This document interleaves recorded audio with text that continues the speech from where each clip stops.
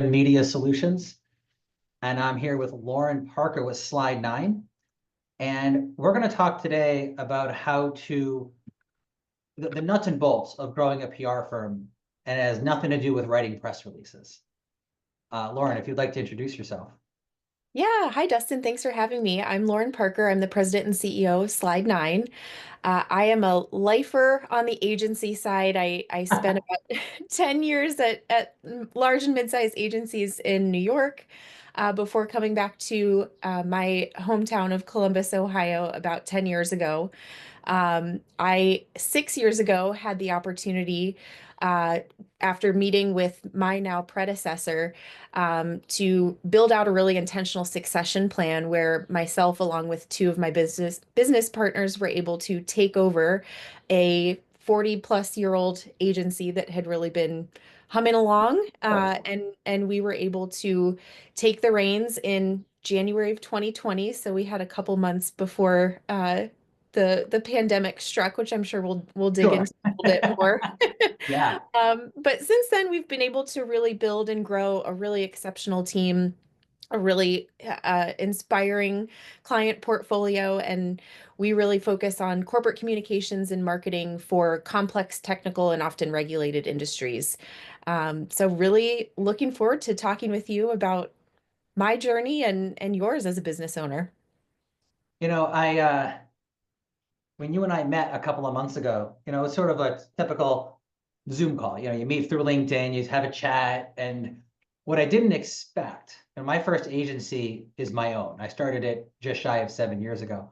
So everything I've learned has been trial and error. And oh, hope to God I got this right. And there's a lot of imposter syndrome there because you don't know if you got it right. You're just hoping.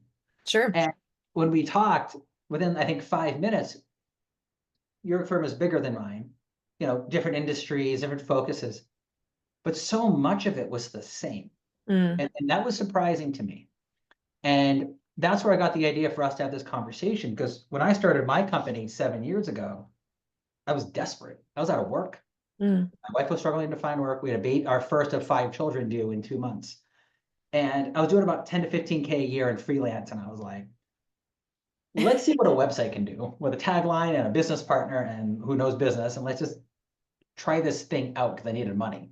Hmm. And my business partner told me, you're going to learn a lot about PR. And I said, no, no, no. I said, I already know a lot about PR. He goes, yeah, you think you do. But I've been doing it for 7 years, part and full time at that point. Hmm. And then what I realized was so much of PR is the team you have and how they execute and how you communicate with your clients. So this is what you and I end up talking about. And I really would love for us to show people not the PR side of running a PR firm, but the nuts and bolts of just fundamental business principles. Hmm. So the biggest one that I've probably learned, I'm looking at my notes here, is probably the importance of streamlined client communication.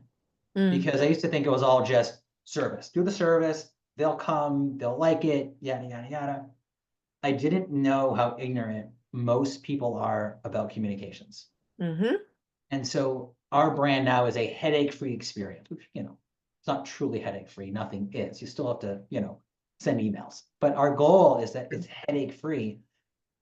And people really dive into that because they have no idea. They're relying on us to build that trust from the beginning. And a lot of PR agencies that I've observed through LinkedIn and elsewhere, they often wait till the problem arises before tackling it. And we actually we didn't get a last payment from a client last year because I failed to do that as the company owner, as the company leader. And it was a significant payment. It was really painful to miss that payment when we were doing poorly like most firms last year. What's the most important thing you've learned on the nuts and bolts of running a PR firm in the Mm. last 5 years? That's such a great question, and I'll build on a couple of things that you said because at the end of the day, we're in a client service business. Right, We are here to make our clients shine within their organizations. That's always our goal. And so right, at the outset of any new client relationship, we always try to say, we try to set the expectations that there are three core things that you can expect from our team: Okay. trust, transparency, and tenacity. Trust Ooh, is really important. right. We want them to trust us enough to give us visibility into their organization so that Mhm. we have the full context to give them our smartest recommendations. Sure. Need that level of transparency, two-way transparency. We want them to be really upfront with us about what constraints they might have, Sure. what goals and objectives they're trying to reach. And same Mhm. on our side as the agency partner, we want to be transparent on everything from how we are being good stewards of their resources, how Mhm. we are spending our time in service of their business objectives. And like you said, when it comes to everything from the status of work to, upcoming payments, no surprises. We don't want there to be any Sure. surprises. And if we are overly communicating that process, like you said, things are going to arise that we were not planning for. But if we have that level of both trust and regular communication, we can navigate those things in the trenches with our clients much easier. And then the third being tenacity. We want to show up every single day to win our clients. It's winning over a client is not just putting a proposal together in response to an RFP and then Right. you want to make sure that we are showing up every single day to prove Sure. ourselves and prove the Yeah. value of their investment in us as their partner. Sure. Now, one of the things that I learned my first year is, you don't know what you don't know. So you just Mm, go out and again, you took over an existing company. I started my own. Go out and drive sales. Because the yep. more sales that you drive, the more you learn about the service, the hole in the market that you're filling. You learn more about the processes that you need, the team that you need. Um, One of the things that I learned organically, it wasn't on purpose, was because we're a remote company and I'm a very extroverted individual. I can't, when I worked in an office, I used to lean over to a colleague and say, hey, what does that word mean? It's this got it, thank you. Because I'm like House, the doctor from the TV show. Like I just need to talk it out. I think everyone who works for me probably needs to be an extrovert or at least be willing to hop on a call organically, jump on a Zoom call. And my team and I, we probably do 15 or 20 Zoom phone calls a week. That's part of our culture. It's part of the team that I'm trying to build, but I wouldn't have known that Mm, if I hadn't tried to drive sales, which meant that I learned where the holes in the market were, learned what services filled that hole, learn how to hire the people with the skills, but then also learn the personalities. mm, So let's dive into team building for a little bit because you had an existing team, you've grown it mhm. significantly. We still have a small team, but you know, what are say the three priorities that you've put in towards building the right team for both company culture, but also executing for clients? Yeah, let me respond to that with an anecdote. So I was interviewing this person. This was 2 or 3 years ago. Mhm. Um, Super senior professional, had really great, academic pedigree and Mhm. professional experience, everything on paper. I was like, this is a Right. dream candidate. Yep. And that person had gone through a couple rounds of interviews with our team, and I was the last stop on that interview process. And For one of the sure. questions that I asked them was, "What do you?" And this was for I think a senior director role. It was a pretty senior role. Sure. Yeah. And I said, "What are you most looking forward to learning and growing in this role?" Right. And they said, without missing a beat, I I have really mastered everything. There's not really anything else that Oh. I need to learn. Anything you can, and the intent Ah, was you can throw anything at me and I'll be able to handle it. sure. But Sure. what that told me was uh, Right. they had a lack of a growth mindset and a willingness to be curious. And I think Yes. particularly in the agency setting, not only does the functional work change and evolve on a regular basis and Right. what skills you Right. need to develop, but we're working with multiple clients across a number of different industries. And if you Sure. aren't asking great questions of your clients, Mhm. if you're not truly curious about learning their business and the industry and the audiences that they serve, you're not going to be successful. So when it comes to trying to bring people onto my team, I always look for that sense of curiosity and, whether or not their professional goals and aspirations are really aligned with our organizational values and goals. Lizzie Harris, I'm tagging her below our on our link here. She talked about curiosity being a key factor, and I was kind of confused by it because I'm a curious person, but when we talk about serving clients, I always look at it from solving their problems, Mm, which is, I'm more of a left-brained, sure. but I wonder if it's kind of the same thing. When you say curiosity, do you mean they've said this thing? What does that mean? And diving beneath the surface, because you genuinely want to know. And yes, we all want to make a paycheck. We all, we have those left brain needs, but there's also that right brained intentional curiosity that goes beneath the surface. Is that what you mean Yep. by that? Yeah, well, and to your point about really trying to hone in on what gaps there are in the market, what I've definitely seen in the last several years, it is a partner that can really be a strategic counselor. It's not someone who can just be extra arms and legs to get the work done. We're increasingly seeing clients that want a trusted thought partner that can, again, kind of get in the weeds and help them solve problems. And I always define strategy as making an intentional choice based on the context around you. So you have to be able to Okay. ask all the questions to get as much information about what problem it is you're trying to help your client solve. Because in some cases, we have clients come to us and they say, I have this very specific problem. I need this very specific Right, right, right, line of help. And other right. people come to us and they're like, I don't know what I need. I just need it. I need Mhm. help and I need you to come Sure. and be in there with me. And I always prefer that, the latter, where I can, go in, do my due diligence, do Mhm. some research, really try to Mhm. assess the situation. And then once I have all that information, I can lean on my skill set, my experience, things that Right, I've learned maybe from other clients in other industries, which is, I think, a true right. value add for an agency compared to making an in-house hire. So yeah, it's definitely that curiosity is truly a willingness and a desire and that like showing that tenacity to really say everything is figure outable, but I want to make sure Figure I've got outable. all the pieces to get there.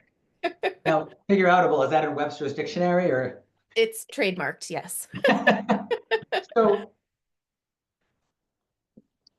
that curiosity factor, one of you said before that person you were interviewing, they wanted to show that you could throw anything at them. But you perceive the way they said it as lacking a desire to learn more because we all know how to write press releases or op-eds Right. or pitch the media or build a list. But it's really about tailoring. We had a list when I might not even have started my company at that point. It was a very tailored list. It was a very niche Mm-hmm. public policy, cultural issue. And I was just double checking it. I'd outsourced it to a contractor and I just spot checked and I realized there was a Washington Post reporter. I said, oh, great. Checked. The reporter was a local reporter who happened to cover a protest at the Supreme Court. Mm, Was not a good fit for that list because they'd only done it once. mm, I put up my favorite press release of my whole life was one I put up 2 weeks ago. I made fun of the fact that I still get press releases from lists that are clearly old or generated from platforms because mm-hmm. I do writing, but I haven't been a journalist in 8 years. I see at Yeah. least a serious journalist.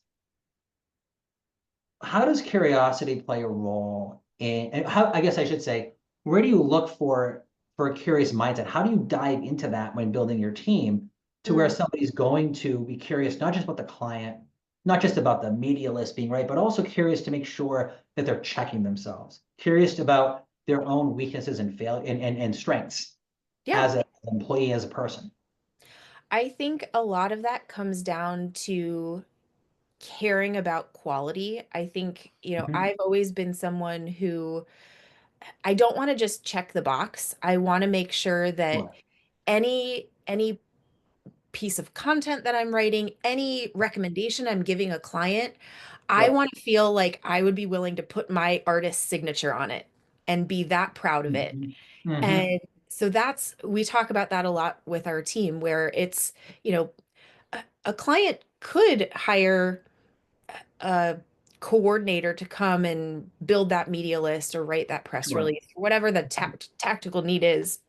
But again, the value of having an agency partner is someone you're paying a premium because you want to get some extra added value out of that, whether that's a different perspective, it's a different way of approaching something, and you want to make sure that the work quality is of the Mhm. highest caliber. So that's something that we talk about both in terms of the hiring process, and I think a lot of times you can really get a sense from people if they are just looking for a job because they want a Yes. paycheck, or someone Yes. true, like I Yeah. really believe in the power of communication and how it can help not just the organizations that we serve, but also the Right. audiences that they're trying Yes. to better serve. Absolutely. And so if you have someone that truly sees this type of work more as a calling, feels like a really big Right. big Right. word, Right. Right. Yeah. that there's Your really calling is to write a press release today.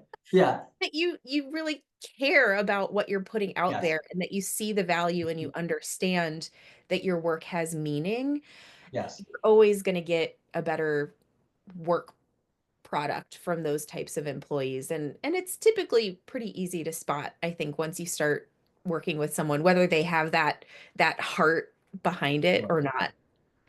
So my first hire came in 2020.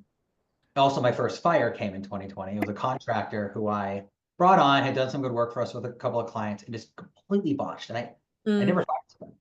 I was like, I think I have to let this person go. I didn't know how to manage. yeah. I actually gave I proactively gave the client a reimbursement of several $1,000s. Mm, And they said, I'm glad you did, not for ethical reasons just, but also because we were about to ask you for that. mm, And that kept the relationship going. I mean, it ended up fizzling out, but we're still friends yeah. with those people. And we still have a very good relationship with them. And I think, but later that year, when I hired my first writer, I put the call out, through a few listservs and on LinkedIn, I think, and Facebook, a few other things. This is 5 years ago. So Facebook was still a factor in those kinds of Hmm. decisions. And I remember getting emails from people saying, "Oh, I'm in between jobs. I'd love to work for you." And I'm like, it says, I don't remember the exact words, but it was, full time, and you can do freelance if you want to, but our needs have to come. Like, it was very clear, Yeah. and I learned. I went from being not even a white belt at hiring to like a green belt in a week because I learned, oh my gosh, these people are not a good fit. They didn't even read the thing closely enough, Hmm. and that person's not a good fit because they want to be here for 3 months. Right. Well, Those other characteristics.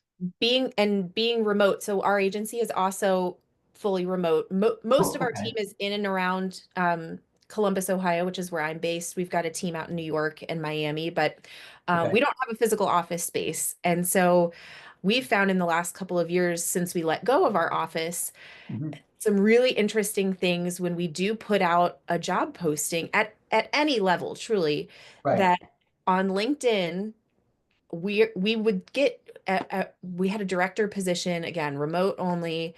We are very transparent about the salary require, like Sure. we Yep. want to make sure that everything's very upfront.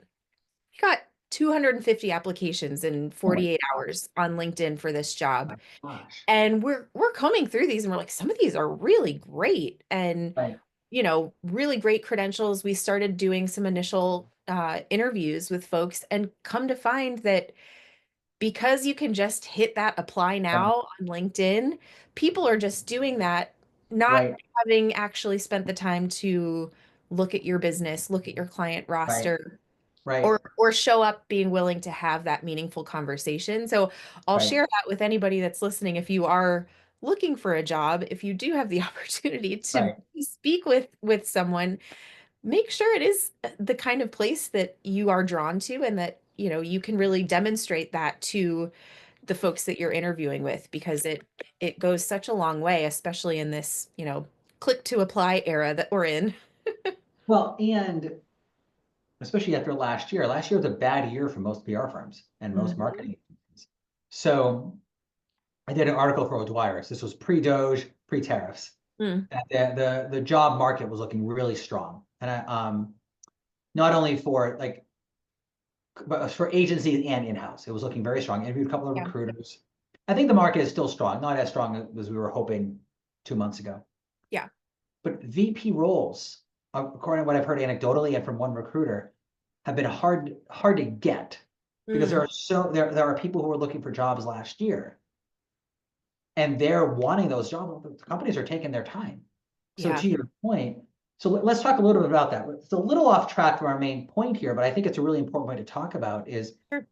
I did a LinkedIn Live with Brenna Watts and Lizzie Wilson 6 weeks ago, 4 weeks ago, talk about how to step out of the shadows as a PR person. And Brandon said, I would not have hired myself 2 years ago because I wasn't present on LinkedIn. And I hadn't thought about that because I don't use LinkedIn as a barometer.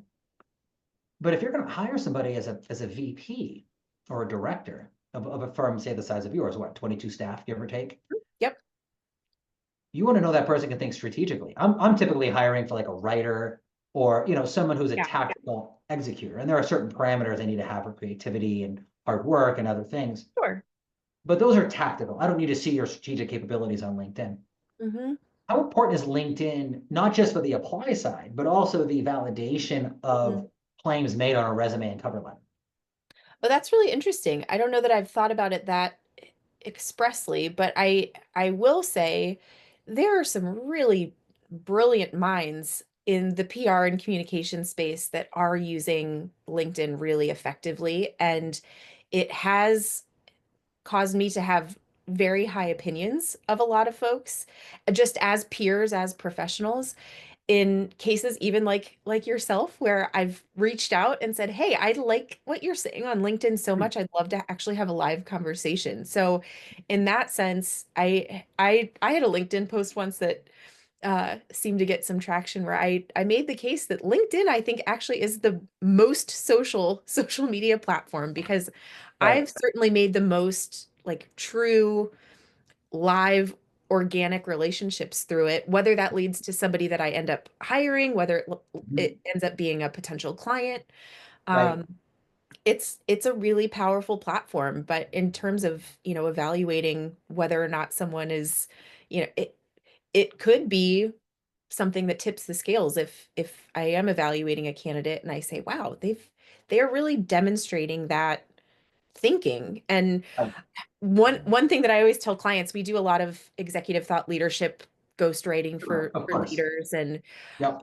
we anytime we get pushback from any C-level person that they're like, it's just, want me to write on LinkedIn, that's just gonna be so time consuming. And I always say, whether it's a reporter that you want to interview you, whether it's a Right. prospect, a client prospect, the first thing they're going to do is Google your name, and the first thing that's going to pop up now is going to be your LinkedIn profile, or now it's going to be Right. some sort of AI summary that Sure, is sure, likely sure. pulling from your Yeah. LinkedIn. Right. So, Yep. whether or not you're putting any content, leaving breadcrumbs in terms of Right. your thought leadership and expertise, you know, it what's missing might speak louder than what would otherwise be there.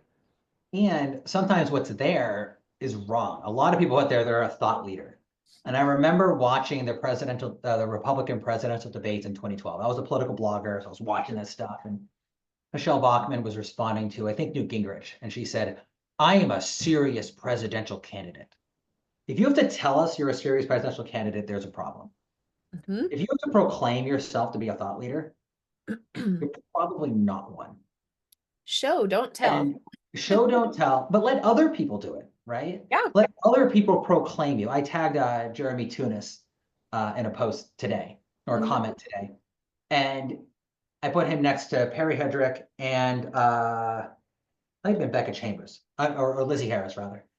And he said, "Oh, I'm glad to be in this category." Now, Jeremy might have been just being humble, but the fact is, he didn't have to go out there and proclaim that I'm out there with Perry and Lizzie, in terms of BR thought Sure. leadership. The Mhm. fact that I tagged him elevates him because it's a third party endorsement. Yep. So one of the things, Molly Johnson is a brand consultant, and I hired her back in September as a consultant because I thought my posts were really good, but the algorithm was changing. This is in June, July, Mhm. August rather. Okay. Where it went from 3 posts a day was the ideal to 1 post a day. That was the big change I had to make. And I thought my posts were really good. Over the next few months, Molly taught me how to write for LinkedIn without changing my voice, right? This is something we always tell clients. We're never going to change your voice. We're going to refine it for the Mhm. audience, for the outlet, for the platform, whatever. That's right. And one of the things I think a lot of people miss on LinkedIn, and Molly taught me how to do this, and Jeremy does this very well, Lizzie does this well, is say what you're going to say, and then guide me through the journey to the solution. Because just as Mhm. you have a cool thing to say, tech people need to watch out for this thing because this thing is in the news and I can't wait to see what happens. Or this is going to be interesting to see what happens. That's great. Mhm. But you didn't show me your strategic thinking. You didn't show me how you're going to guide people to look at the next few months. Mhm.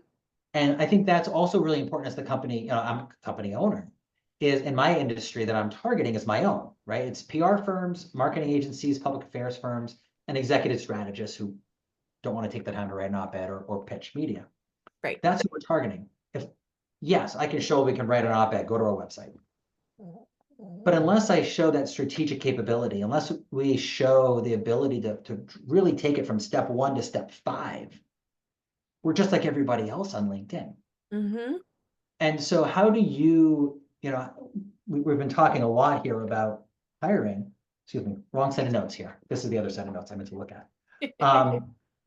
But let's make a pivot here a little bit to marketing a PR firm. Mm. We use LinkedIn, we use op-eds, we interview people for our op-eds. The LinkedIn Live, I'm getting people to know people I would never meet in person. We get to know each other. It's a lot of fun. Mhm. But how do you market your firm to stand out among all the other firms and to show, you said you add greater value at a premium price when they could hire in-house. Explain a little bit about how you market to your very select, what did you call it, heavily regulated prospects. Complex technical regulated industries tends to be our Hang on. Let me get out Webster to repeat that later. Yeah, I mean, if there's a couple of things. We also use LinkedIn, I think is, just from a relationship building, proactive networking standpoint, that's where I live and breathe a good amount of my Sure. time. It's building those relationships and Yep. nurturing those relationships. But when it comes to really strategic storytelling on behalf of our business, back to the point about showing and not telling, we do really focus on making sure that we've got really, really critical and clearly outlined case studies that show what was the problem a client came to us to solve, how Sure. did we approach it, and what were the results. So I Sure. think, we always want to make sure that in any of our content that clients have a good the takeaway is I understand what they do really well Yeah. and they would be great to work with. So it's they do great work and they would be great to work with. So it's always finding that balance of how do we reiterate what our services are, how we approach it, what our process looks like, and Mhm. how can you feel rest assured that we're a team that's really, again, going to be good stewards of your budget and resources Sure. and do what we say we're going to do. We Mhm. that's part of our, we're Midwesterners here, so it's that's just part of the So, charm. so to your point, one of the things so I'm a very extroverted individual. I did an estimate today. I think I've added about 2,500 connections inside the communications industry in the last year. Wow. And I've probably had 150 initial Zoom calls with people, or maybe 200. I don't even know. Mm-hmm. But part of our website, I learned early on, I kept hearing, we've been, pardon my language, screwed by a PR firm, right? Hearing this when I was in the non-communications world, B2B founder, CEO-led company. Sure. So we added to our website to essentially an accountability page. We call it our process page and our guarantees page. Mm-hmm. But we have a good faith pledge. And I wasn't sure if that was going to be relevant when we made a pivot a year ago to serving our industry. And Mm-hmm. we brought a marketing consultant in, and this person said, that is one of the best parts of your website. Mm. because you know exactly what you're going to get from a process standpoint. I can see how the sausage is going to be made, and I can Yep. hold you accountable to it. Yep. And one of the things that I think helps me as a face of my company stand out is from a marketing perspective is I love engaging with people. I am a comment, machine. And I can engage in 30 posts, other people's posts in 15 minutes. And it's fun for me. And I think that Mhm. comes across in how I comment. I think it comes across in our LinkedIn lives. And I think it Sure. comes across when I interview people for op-eds. Yes, the advantage is, hey, they get to see how I write. They get to see how I think, Yep. but I'm getting them into PR Daily or Rickler Markets or somewhere, O'Dwyer's, on a regular basis where now they can showcase that to their client. They can showcase that to their boss. And Mhm. it helps everyone win. And Yep. again, I think it's a little easier because I'm inside the industry, whereas it's harder to collaborate in that way with someone who's outside of it. Yeah. But you said you use LinkedIn as your primary lead generator. You get them to your website where they can see themselves in that story. Right. Now let's take it one step deeper. I'll go back to team building a little bit, and then I do want to get into some of the scarier stuff for some people, the finances and other financial strategy. Mhm. But again, we're a small team, it's 5 of us. Mhm. But when they come and you have if that first intake email, that first intake call, how do you ensure that initial communication matches the message that's out in the public? That's a great question. And that's something that I talk about with my team quite often because a lot of times I am originating a lead and building and nurturing that conversation and really setting the expectations. And so I always want to make sure, to your point, that if a client does decide to work with us, that 30, 60, 90 days, 12 months out, Mhm. everything that I had promised is what they have come to expect. And so we Sure. talked to my team, on constantly, really, where again, we talk about um, we have to win our clients over every single day. So it is definitely about being clear with our clients about what our true swim lanes are. Mhm. I have definitely been a part of other agencies where it's whatever a client says they need, say yes and figure it out later. Right, right. I've Yes. I've I have found that to, bite you in the rear end in Yes. in A many lot. instances where, Yes. oh, you need a website? Yeah, we build websites, and then you Right, try to cobble it together or white right. label a contractor. It never goes well. So I've been very upfront with clients when they've said, we need this, this, and this. And I can say, we can do this and this. But to be a good partner, I'm not going to take that on because I know we wouldn't do it as best as Right. this other partner that we've worked with. Let me refer you. So I also, sort of as a tangent, another thing that I think is really important when we are working with a client. Like I said, sometimes they'll come to us and say, I've got this really specific problem that I need you to solve. And there have been, so one example that comes to mind, we had a client, it was a big manufacturing client. They needed to hire like 800 people across like 16 manufacturing Wow. sites in Wow. the next 18 months. Yeah, it was a huge, huge undertaking. And they were like, we we need a full-blown employee recruitment campaign. We need to get the word out. We need Yeah, people sure. to know. Right. And we said, okay, that's great. We put together a scope of work. And I mentioned, we always want to do our due diligence. We start every single client engagement with some discovery Right. period. Mhm. And so as part of our discovery, we said, well, let's take a look at your career page and your job application process. And come to find out that the online application process required about 19 click-throughs before you submit an Oh, application. And sure. we sure enough, looked at the analytics. After about 4 click-throughs, they had like a Right. 90% abandon rate because people are like, Right. this This is is not worth stupid. my You're time. wasting my time. Yeah. So we said, thank you, client. You were going to pay us $200,000 to do this big campaign. You actually just have a UX problem that can be solved with tweaking your online application process. And Right. Yes. taking that kind of an approach, I think not only, yes, we turned down a hefty paycheck, but we would have been solving the wrong problem. So Right. again, just making sure that we're always demonstrating to our clients that we have your best, like we truly have your best interest at heart. Yeah. Uh, and we always say we're not pushy, but we're not pushovers. We're not just going to say yes to Yeah. whatever you Correct. ask of us. We Yes. are committed to giving you our best recommendations, which is why you hire us. And Yep. again, I think having that level set at the beginning of a relationship allows us to kind of, troubleshoot things if things don't go as planned, and um ultimately, has led us to have multiple clients that we've had for 5, 10 plus years in some cases. So No, that it's all makes about the sense. relationship. Yeah, no, it makes perfect sense. And we do something similar, or have done similar things where you say you want this solution. Well, we don't really provide it. Now, there's a fine line, right? The classic entrepreneur will say, we'll figure it out. Right. So in 2020, I was a political journalist in my past life. So Mhm. still have a lot of public affairs and related clients, and literally a billionaire. We had a modest client, didn't know that he is an advisor to a billionaire who came to us and said, I want to impact the 2020 election. I won't tell you which side it was on. Mhm. Sure. I'll work with a billionaire. Oh, it's digital marketing. Sure. And I called a couple of vendors, figured it out. And for 3 weeks at 11:30 a.m. every day, we had a meeting. And for 3 weeks, I told the billionaire what to do.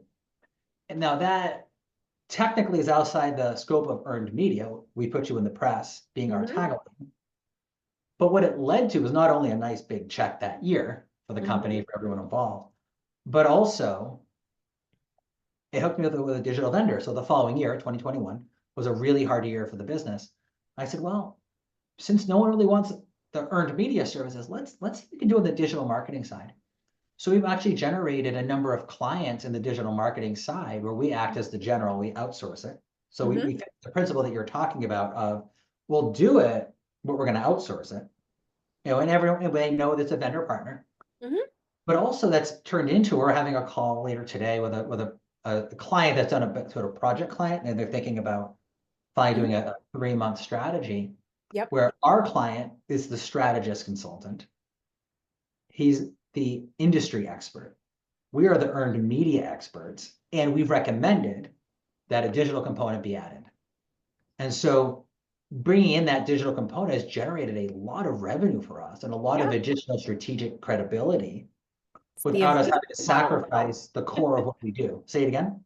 It's the Avengers model. Yeah, exactly.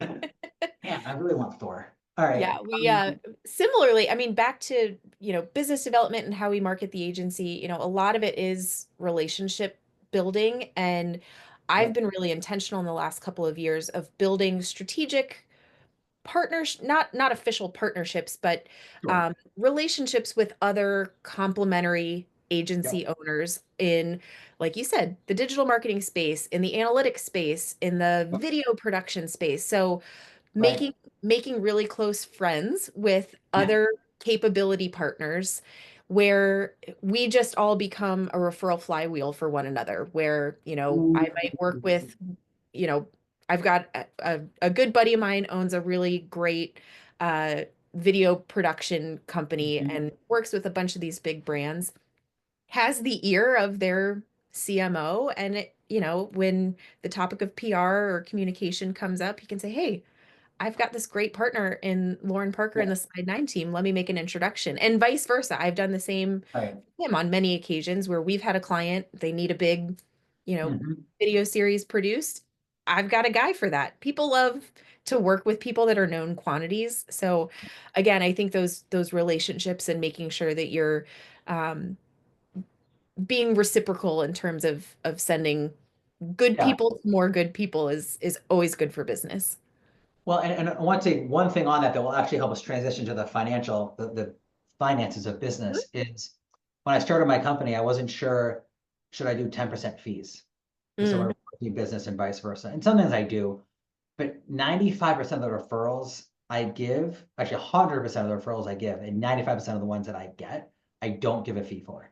mm, And I've had a few people tell me in the industry and outside the industry, oh, that's how the world works. Maybe. But for me, if there's two firms that I'm considering referring out to and I'm getting a fee from one, that creates an ethical issue for me. And maybe I'm a Mhm. little scrupulous, but it creates an ethical issue. And second, there's always a fine line between, my sister was 18 and she was just starting her music career. And people, oh, can you come sing at my kid's birthday party and we'll give you a piece of cake, right? That's the disrespect of, give me some free tips and a proposal that I'm going to shop around in PR versus giving free tips, they can't action that aren't actionable without your help. And if they Mhm. did shop it around, it would take them too long, right? And so we have developed a non-fee based model because I'm going to refer business to someone who's a specialist. And Mhm. maybe they will never refer to me, but that's okay because I wasn't going to do that piece of business anyway. Right. And I'm building that trust. My model is, Proven Media Solutions model is built around 50 companies sending us 4 pieces of business a year. Mhm. So you know what? Maybe the 51st company won't, but that's okay because it's only 2% Right. of the relationships with aren't sending me business. And I think to your point, it builds that organic trust that people think we've lost. We really haven't. Humans have that, and you and I have never met. We met Zoom once and a phone call this morning to prep for this. We've actually never shaken hands, and yet we clicked and we're having a great time.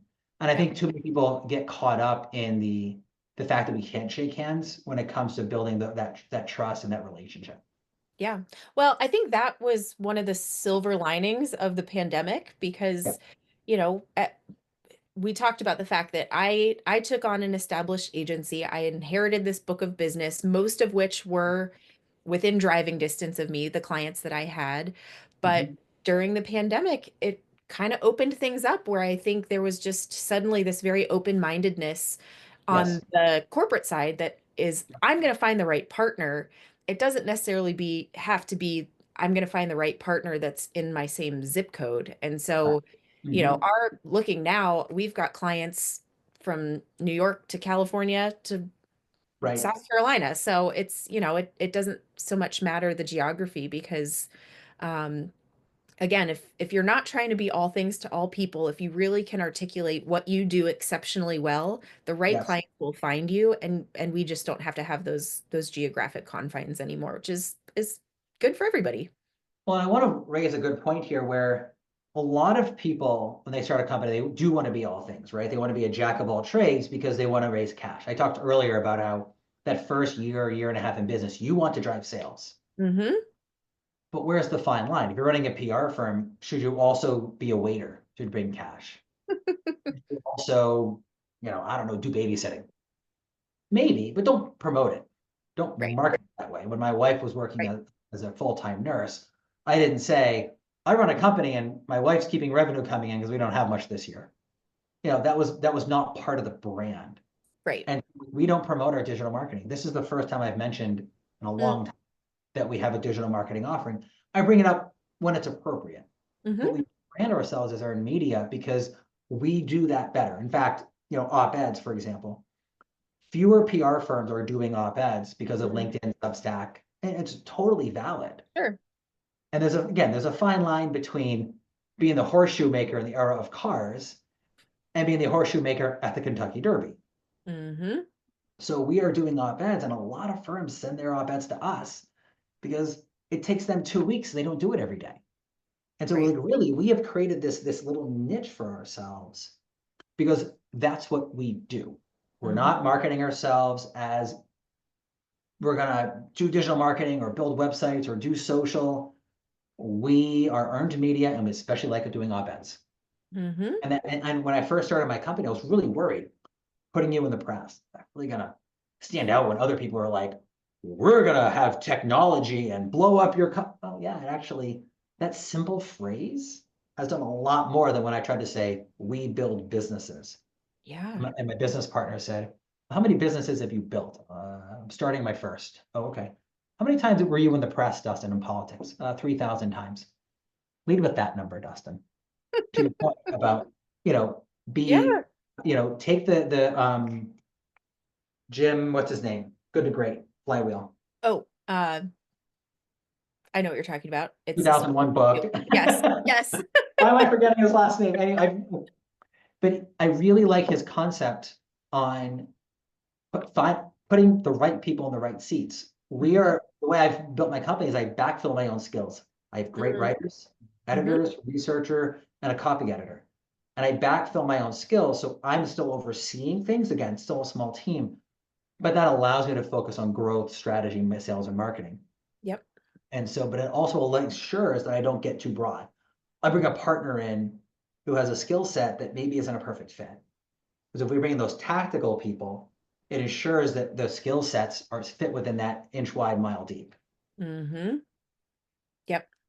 Yeah, I think that's really smart. And, I think our agency, even in the last 5, 6 years since I've been, at the helm, it's a test and learn. Business is so much about testing and learning. And I Mhm. think just because of this media environment, this digital Yes. environment that we're Mhm. in, I mean, you have to always be kind of, testing the waters to see what's new or different. And, I think any agency that's been able to, succeed or thrive in the last several years have been having using that like entrepreneurial mindset where it is, I'm going to continually pay attention to the market and what the market needs.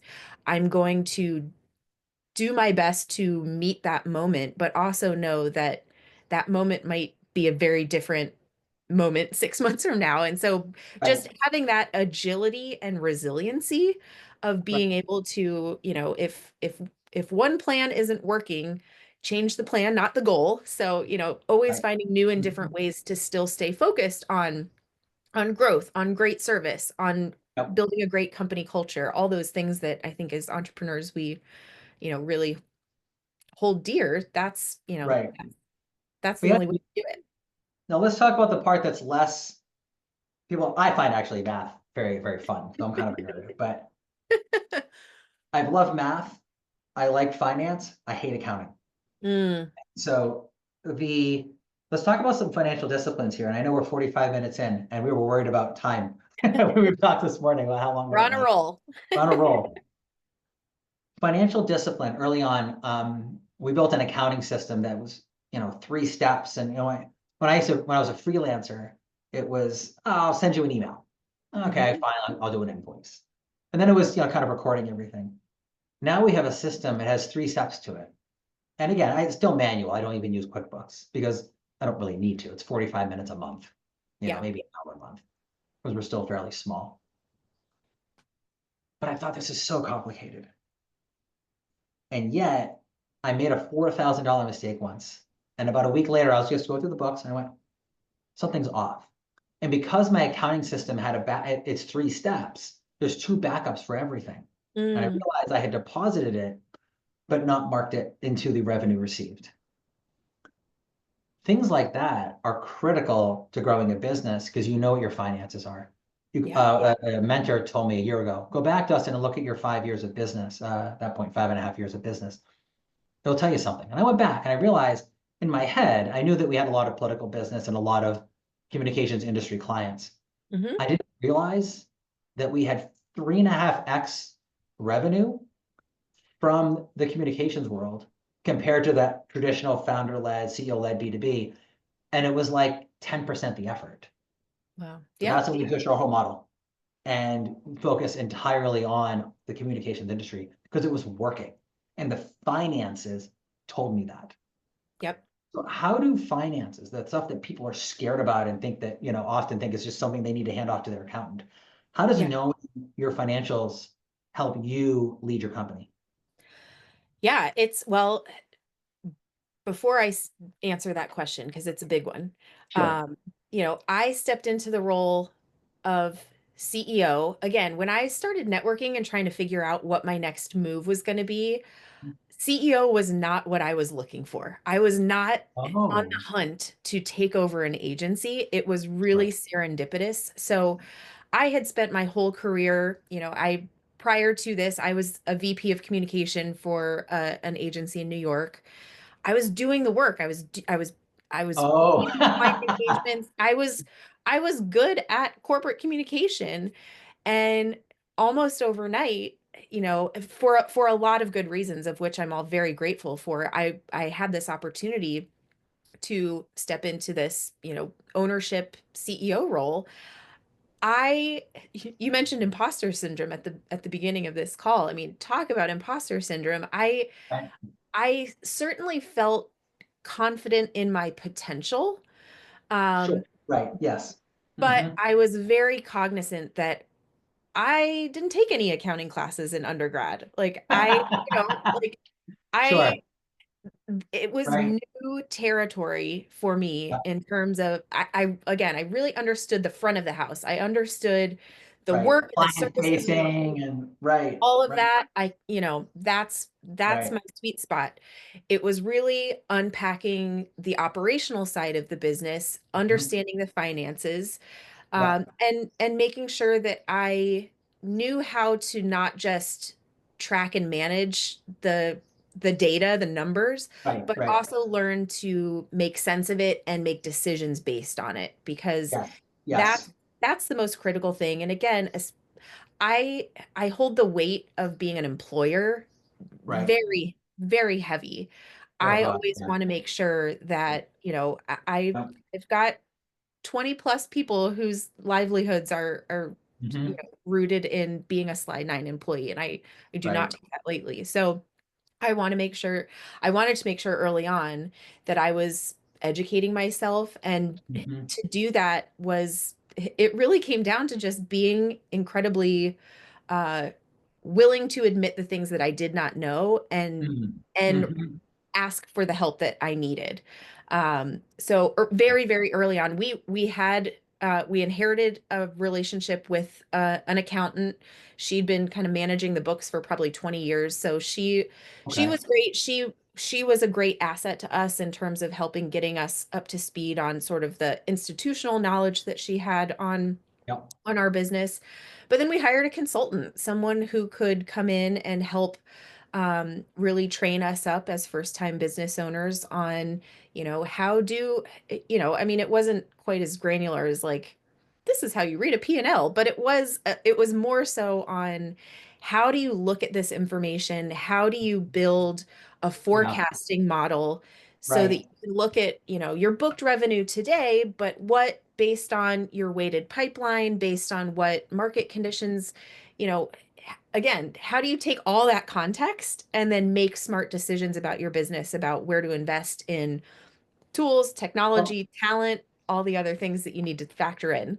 well, and can I put a little bit of a different spin on that? Please. It's really how you take the data, give context to it, Hmm. then you can make decisions. Right? There's really Exactly three right. steps there. And Exactly right. and to your point about ignorance, like, again, I was good at math. I have a very good memory for things. Mhm.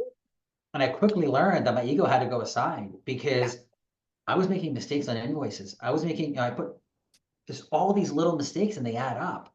So I was Hmm. very grateful for that early advice to have an invoice system, have an accounting system. We changed it 2 years in, and that's when Yep. I made that $4,000 mistake that I was able to catch. Hmm. But even our accountant, again, we're a small firm, so the accountant I hired also takes care of our personal taxes. Hmm. One year he suggested my wife and I paid more in taxes by $2,700, Hmm. but it allowed us to invest like 3 or 4 grand into the Roth IRA. Mm. So it's a short-term hit, but for the long-term non-tax growth and Yep. retirement. Um, we had an accountant who was a real accounting nerd. Hmm. He charged us like $3,300 on an hourly rate. When I switched over to our current accountant who has a project-based rate, Mm. almost the same price. But he went back, was more creative and said, well, you guys spent money on education that we can technically count in this way. We got a lot of money back from Yeah. two admitted tax returns. Yeah. So, Well, so good. I was just going to say, I was really grateful to have to surround myself with people who kind of filled Hmm. those knowledge gaps as I was still getting Yes. myself up to speed. I was Yes. really grateful that accountant that we had worked with, she came to me after about a year and a half, as we had really incredible growth the first, 2 years or so that we took on. You told me And this. Right. Yeah. She actually, I really appreciated it, but she came to me and she said, "You have outgrown me. You Yep. need someone who can handle the amount of Yeah. revenue that's coming in," which I really appreciated. And that set us down the course of, we now work with an accounting firm that gives us a full team, including a fractional CFO, which it has just been a real game changer for us. Wow. Yeah. To your point, they have that level of expertise where they can help us be creative, Mhm. um, not shady, but creative in how we are Yeah. managing tax risk, how we're Right. looking at making Mhm. investments in, if we need to buy 10 MacBooks, which I think is on our horizon, like how do Sure. we Yeah. manage cash flow to be able to handle that? Mhm. So again, Mhm. I've certainly gotten savvier, as have my business partners, when it comes to the finance and how we Yeah. apply that to the business, but it's still really important to have really smart people that are in your orbit to help Yes. you either informally as a sounding board, but also, to help really kind of look under the hood and make sense of the numbers. And to that point, we have a new client. They're a significant client for us, but they pay on basically somewhere between a net 21 and a net 45, Mm, which for those of you who don't know that weird business term that I learned a couple years ago, it's they pay on a delay, right? And so most of our clients, either we pay, it's within a week of the end of the month, or it's, upfront for partial or, whatever, or retainer. yep. But this is our client, they're significant for us. And they're significant just dollar amount, period. Hmm. But we bill them at the end of the month, they bill their client the next day, because again, we're working directly with the Sure. agency. And then they pay us when they get paid. Mm, And this was concerning to me because financially, do I have the cash flow to uphold my existing team, which takes a certain amount of money every month sure. to keep the doors open, meet my nut, right? Hmm. Plus, I'll hold on to extra reserves. Now, thankfully, we're in a high profit industry. We don't have a supply chain. We don't have product I've got to buy in the Right. front end. A lot of government contractors struggle with this because they don't have enough savings or great cash flow because Hmm. they got to provide the money up front for 30 days. And then it's a 30-day invoicing process, another 30, they go hold it for 90 days. It's Yeah. very expensive. But this was actually something I had to look at earlier this year is how many clients do I want on a net process? Yes, it's great on the profit side. It's great on the overall, gross and profit. Hmm. But man, I gotta look at my cash flow to make sure that I can handle this substantial amount of business that we're doing every month. And Yeah. again, unless you know your business, you can put yourself out of business by having bad cash flow. Yeah.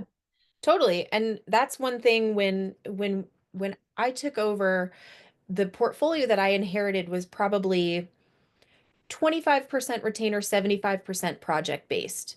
Oh, And that, for any other agency owner or even freelancer, project base is good because you are offering the client some flexibility. There's not this yeah, long-term commitment. There's definitely some upside, but you are constantly trying to it's a chase and churn. It's extend a and turn. constant churn. Yep.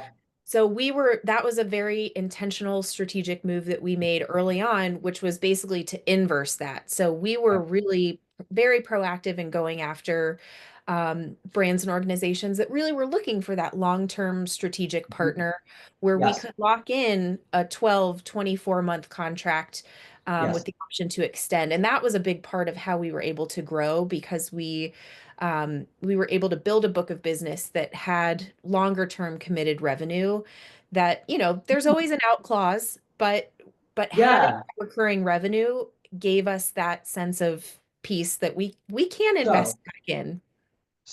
and I know we're hitting an hour. I'm having a lot of fun. So if you have a few more minutes, I Yeah. really want to dive into what you just said because what you just described is knowing your financials. If you didn't know the financial, if you didn't know the financial challenge of having the project base, like our model is built around gap, drumbeat, retainer. So we do an op-ed or we do a media list because someone's desperate. It's holiday season, someone's out sick, or someone's on paternity leave or maternity. Mm-hmm. I like our work so much, you bring us on 2, 3 times a month. And after a few months, you're like, you know what? We're going to bring you on as a retainer to do 10,000 a month. Yep. But because you knew your financials, you could see not just the financial pressure of, excuse me, not just the sales cycle challenges, right? That's the front end of getting the business and the Yep. cost of that on, especially time. Mm-hmm. But also, then you had to say, okay, if we want to reverse that, how do we do it? Jim Collins, Good to Great. I finally remembered his Yes. name. But Jim Collins talks about this, where some of the companies that went from good to great had to give up some business, right? We all have to say no in order to say better yeses, right? We Yep. talked about that earlier. We don't build websites, we don't do social media, we don't do digital marketing, we do earned media, or in your case, we don't do PR for political clients or public affairs. We do complex regulatory, and there's two words I'm missing. And so, say it again. Complex, technical, and regulated industries. Okay, I got it half right. I'll get it 100%. You were close. Um, but you have to say no a lot. But then you said, but what I really keyed in on was the fact that you said you sought out clients that Mm-hmm. were seeking a 24-month situation, Mm-hmm. which means they're not looking for something to win tomorrow or next Right. month, next quarter. They're maybe on a 3-year sales cycle, Yep. or they're building products that won't be ready for 2 more years until they get FDA approval or they get the patent. And so you really had to dive into companies that had probably what, a 3 to 5 year window of strategy. Yep. So knowing those financials, right? So again, you said it, not me, but what I heard you say is you didn't want to be chasing the business on the front end because it made it unpredictable and hard to grow, Mm-hmm. which meant to do that financial strategy to increase your cash flow, cash savings, Mm-hmm. you then had to change who you targeted, which meant understanding their financials, That's right. their strategic, in order to create the retainer model, which gives that breathing space, that calmness, that less anxiety to you as leadership, and creates more certainty for the company. That's exactly right. And not that we would suddenly not take on any project work. Sure. It's just Sure. we're not going to take on project work if there's not the potential for additional work or a longer term relationship. We want to make sure again the agency selection process, thinking from the client side, I know can be really intense and challenging, and you want to make the right choice. And we look at it the same on our side. Because we do want to look for longer term client relationships, we also are interviewing prospects Right. as we're Right. getting to know each other too, because to your point, like I don't want to just say yes because you've got work to be done and a budget to Right. spend. Mhm. Again, I as an employer, I want to make sure that I'm also setting my team up for success and for them Right. to have a positive employee Mhm. experience, because agencies, in many cases for right reasons, doesn't have the greatest reputation in terms of, employee experience. Earned There's a and lot of horror stories of churn and burn and, get the yeah. most out of your team. And that's not the kind of workplace that I wanted to build. And we've tried to be really Oh, intentional about saying we want to work with good clients that want good partners that expect good work. And well, that's what and we it focus also on. it's a financial consideration. It's very expensive to hire people and have to rehire. Oh, yeah, It's hugely expensive. Um, totally. so I want to close on something. What really, when we first met, you said the following, and it got me excited because you talked about how as you level up clients, you have to level up service. And that doesn't necessarily mean expanding your service. In Mm-hmm. our case, 2 years ago, we had two clients, three clients that proved to me that the claim I've been making for years that we're industry neutral was Mm. true. We had a mental health client, a B2C, our first B2C client. We were supporting a marketing agency that needed help with an AI client and InsurTech client. Okay. I didn't know what generative AI was before we had this client. And a month later, ChatGPT enters the market. Mm-hmm. Okay. And now the client for the B2C, excuse me, the mental health client, they didn't want to spend time editing. They needed a clean draft, as clean as possible. Prior to that, clients didn't mind editing back and forth. Yep. The B2C client, the one person had been a former White House speechwriter. Mm. She noticed that one of our drafts, we had White House up here and 3 paragraphs later, Congress, interchangeably. Uh-oh. Not a mistake that can be made. Within 2 weeks, we added a research component to our fact checking, Mm-hmm. and we added a copy editor to the team. He's a contract copy editor. Yep. But we added a contract editor to the team, and within the first month the contract copy editor came on, he got us in the USA Today, and he got our client in Newsweek. He fixed the last paragraph that got our client into Newsweek. Really good way to start off working with us. Yeah. How did you talked about though that you had the same challenge where you had to level up. Mm-hmm. What did leveling up mean for you as a leader? How did you observe what was going on? And what Mm. the company? How did you do it in a way that didn't require another $100,000 in expenses? Yeah. That's such a great question. So, the way that I've talked about this with my team, especially as we were really scaling up, because the bigger Mhm. you get, I as the owner and my other partners, we can't have line of sight to every single thing that is happening across our agency. Yep. So we have to build the model and train the team to make sure that they are delivering what we call the Big Mac model. So the concept here is that if you order a Big Mac in New York City or in Denver, a Big Mhm. Mac is a Big Mac. And Yes. so looking across all of our clients, we have multiple people that serve as account leads. They're responsible for their mini portfolio. And what we try to instill in the team is regardless of who's leading the account, the client experience should be relatively consistent in terms of how we're interacting Yes. with them, Mhm. how we're delivering work. And obviously, there are always client quirks that you need to sort of bend to Sure. and make sure that you're accommodating. But when But it it's comes 50 degrees to off center, not 180 degrees off center. exactly right. And so Yep. we really focused a lot of time and intention around how we were documenting our expectations, process, protocols in a way that if you've Mhm. got a new person, Mhm. either join the agency so their Yes. onboarding is really seamless, Yes. even if, we're moving people from one Yeah. account to the other, that Yep. there's there's some protocol that they can use. So it's not Yes. just figure it out. It's this is Yeah. slide nine way. Yep. These are the expectations. And I think a lot of people actually appreciate there's always some level of, invention, creativity. You don't want to have an Sure. off the shelf something for every client. We want to make We're in sure PR. It's never off the shelf. Press personalized. releases change every day. Even if Exactly. the template's the same. But we still want to make sure that, the way we're showing up for our clients, the way we're presenting work, Yeah. just our general approach to Yes. how we do things Yep. has some level of consistency because that is what we want What our clients to have. and what I love here is we had to level up our service quality. Mm, Nothing you just said was service quality. What you just described was an improved employee experience. Now, hmm. maybe that requires you to have employees who are a little better in certain areas. Maybe you had to change your hiring process or Yep. training processes a bit.